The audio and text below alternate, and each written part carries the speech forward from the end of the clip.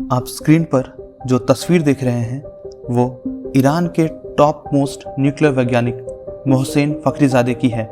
इन्हें the father of Iranian bomb या फिर the father of Iranian nuclear programme कहा जाता था। 27 नवंबर 2020 को ईरान की राजधानी तेहरान के पूर्व में स्थित दामवंद क्षेत्र के अबसार्द में उनकी दिन दहाड़े हत्या कर दी गई। फखरीजादे की कार को निशाना बनाया गया था, उस पर automatic remote control machine gun से हमला किया गया और उसके बाद एक धमाके में उसे उड़ा दिया गया। And Iran's defense ministry has confirmed that one of the country's top nuclear scientists has been assassinated. Iranian media outlets say Mohsen Fakhrizadeh died of his wounds after gunmen fired on his car. State TV broke the news and Iran's foreign minister called the killing an act of terror. Iran ने इस हत्या का आरोप Israel और उसकी खुफिया agency Mossad पर लगाया है और साथ में ही ईरान के निष्कासित विपक्षी दल मुजाहिदीन एक खल्क पर भी लगाया है। आप जब इस हत्या की डिटेल्स जानेंगे तो आपको लगेगा कि यह किसी जासूसी किताब यानी स्पाई नॉवेल से लिया गया है। मोहसेन फखरीजादे जो काफ़ी लो प्रोफाइल और मीडिया कवर से दूर रहने वाले व्यक्ति थे और वो एक खुफिया ईरानियन न्यूक्लियर प्रोग्राम को लीड कर रहे थे, उन्हें अपनी पुख्ता सुरक्षा व्यवस्था होने के बावजूद दिन दहाड़े तेहरान के नज़दीक धमाके में मार दिया गया।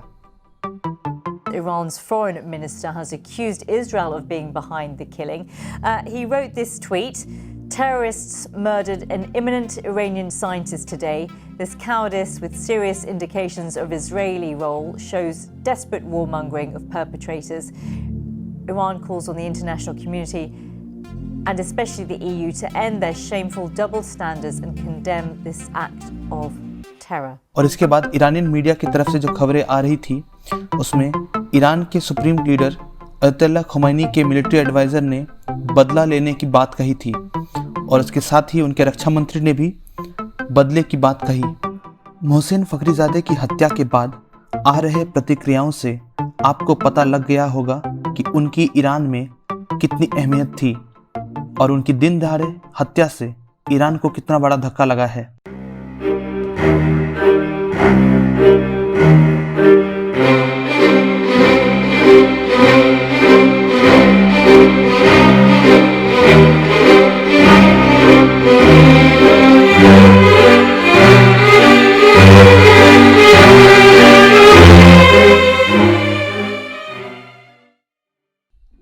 मोहसेन फखरीजादे ईरान के टॉप मोस्ट न्यूक्लियर साइंटिस्ट के साथ साथ ईरानियन रिवोल्यूशनरी गार्ड काउंसिल में ब्रिगेडियर रैंक के अधिकारी थे। फखरीजादे को ईरान का रॉबर्ट ओपेनहाइमर कहा जाता था। रॉबर्ट ओपेनहाइमर एक अमेरिकन फिजिसिस्ट और वैज्ञानिक थे जिन्होंने वर्ल्ड वॉर II के समय यूएसए का एटॉमिक बम बनाया था। वो प्रोजेक्ट मैनहट्टन के हिस्सा थे और लॉस एलमोस लैब के डायरेक्टर थे। फखरीजादे प्रोजेक्ट एमेड को लीड किया करते थे जिसे 1989 में स्थापित किया गया था। यह एक न्यूक्लियर बॉम्ब बनाने के लिए ईरानियन प्रोजेक्ट था जो बहुत ही खुफिया तरीके से काम कर रहा था। 2003 में जब यूरोपियन यूनियन और बाकी वेस्टर्न देशों ने इस प्रोजेक्ट को बंद करने का दावा बनाया तो इसे ऊपरी तौर पर इसे बंद कर दिया गया था, लेकिन खुफिया तरीके से ये आज तक काम कर रहा है। 2018 में इजराइल के प्रधानमंत्री बेंजामिन नेतन्याहू ने एक प्रेजेंटेशन दिया था। उन्होंने खास तौर पर इस प्रोजेक्ट एमेड को डिस्कस किया था। इसके साथ साथ ही उन्होंने खुले तौर पर मोहसेन फखरीजादे का नाम लिया था। Remember that name, Fakhrizadeh. To hear that Sapand is led by the same person who led Project Ahmad, Dr. Fakhrizadeh. इन सब तथ्यों को जानने के बाद हम यह कह सकते हैं कि इस हत्या से ईरान को काफ़ी नुकसान पहुंचा है, खास तौर पर उसके न्यूक्लियर प्रोग्राम पर। यह न्यूक्लियर प्रोग्राम ख़त्म तो नहीं होगा लेकिन ज़रूर काफ़ी पीछे चला जाएगा। इन सब का एक असर यूएस और ईरान के रिश्तों पर पड़ेगा और ये बहुत ही गहरा होगा, क्योंकि जो बाइडेन जब चुनाव प्रचार कर रहे थे और चुनाव जीतने के बाद भी उन्होंने ये प्रमुखता से कहा था कि वह 2015 के ईरानी न्यूक्लियर डील को वापस लाने के लिए पूरी तरह कमिटेड हैं। इस डील को डोनाल्ड ट्रंप ने तोड़ दिया था। I am announcing today that the United States will withdraw from the Iran nuclear deal.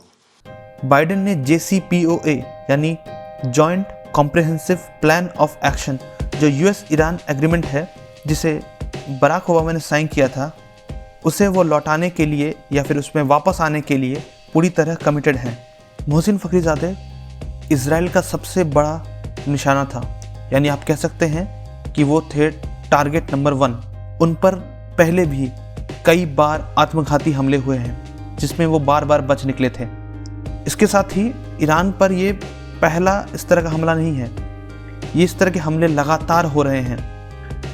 कुछ दिन पहले ही अलकायदा के नंबर 2 कहे जाने वाले अबू मोहम्मद अल मसरी को उसकी बेटी के साथ तेहरान में ही हत्या कर दी गई थी जब वो लोग मॉर्निंग वॉक पर निकले थे। कुछ दिन बाद ही ईरान के रिवोल्यूशनरी गार्ड के सीनियर कमांडर को ड्रोन स्ट्राइक में सीरिया इराक के बॉर्डर पर मार दिया गया है और इन सभी हमलों के लिए इजराइल को जिम्मेदार माना जा रहा है। फ़खरीज़ादे पर जो हमला हुआ पहली घटना नहीं है जो ईरान के न्यूक्लियर वैज्ञानिक पर हुआ हो। यह सिलसिला 2010 से लगातार हो रहा है। 4 न्यूक्लियर साइंटिस्ट को 2010 से 2012 के बीच में मारा गया। जुलाई 2020 में ही ईरान के नातांज के सेंट्रीफ्यूज फैसिलिटी पर एक धमाका हुआ। ये काफ़ी बड़ा हमला था। इसी साल जनवरी में यूएस के एक ड्रोन स्ट्राइक में ईरान के रिवोल्यूशनरी गार्ड के supreme commander general Qasem Soleimani को मार दिया गया था। तो अब तक आपको पता चल गया होगा कि फ़खरीज़ादे की हत्या के मायने क्या हैं और इसका ईरान, इजराइल और यूएस पर क्या असर पड़ेगा। तो यहीं पर इस शॉर्ट एनालिसिस को ख़त्म करते हैं। यदि आपको ये पसंद आया हो तो इस नए चैनल को सब्सक्राइब करें, वीडियो को लाइक करें, क्योंकि मैं लगातार इस तरह के एनालिसिस लाता रहूँगा। आप सबका बहुत बहुत धन्यवाद।